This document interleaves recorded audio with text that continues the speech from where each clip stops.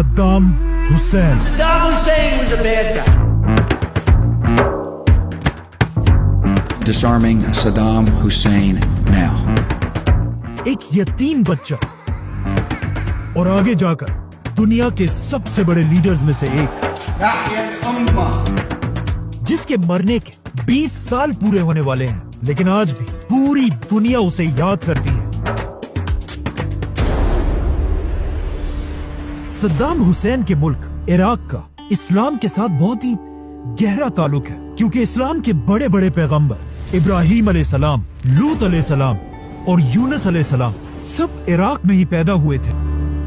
लेकिन इन सारे पैगंबरों के बाद भी यहाँ के लोग एक खुदा को बिल्कुल भूल चुके थे और उस एक खुदा की जगह आग की इबादत करने लगे थे। आखिर रसूलुल्लाह सल्लल्लाहु अलैहि वसल्लम के बाद इस्लाम के पहले खलीफा अबू बकर रज़ियल्लाहु अन्हु ने पूरा अरब फतह करने के बाद अपने जनरल खालिद बिन वलीद को हुक्म दिया कि जाओ और पूरी दुनिया में सबसे पहले इराक को फतह करो।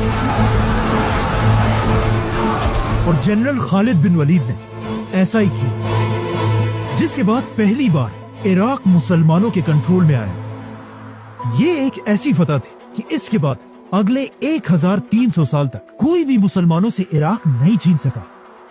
लेकिन आज से 100 साल पहले जब इराक पर उस्मानिया खिलाफत की हुकूमत थी, दुनिया में एक बहुत बड़ी जंग शुरू हुई, वर्ल्ड वॉर 1, जिसमें ब्रिटिश एम्पायर ने पहली बार मुसलमानों से इराक छीन लिया और इसे छीनने के बाद यहां पर इराक में अपना एक पपेट बादशाह बिठाया। और सिर्फ यही नहीं, बल्कि पूरे अरब में हर जगह अपने पपेट बादशाह बिठाए।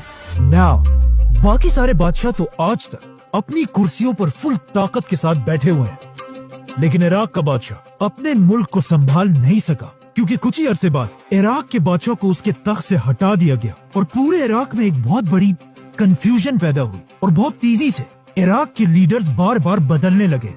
अब इराक के इसी कंफ्यूजन के दरमियान इराक के एक छोटे से गांव में एक यतीम बच्चा पैदा हुआ, जिसका नाम था सद्दाम हुसैन।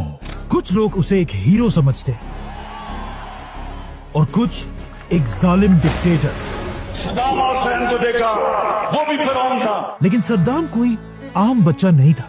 उसके पैदा होने से पहले उसका बाप मर चुका था और जब सद्दाम की माँ को उसके शौहर के मरने का पता चला, उसने सद्दाम के पैदा होने से पहले सुसाइड करने की कोशिश की। एक यतीम बच्चा होने की वजह से सद्दाम हुसैन को बचपन से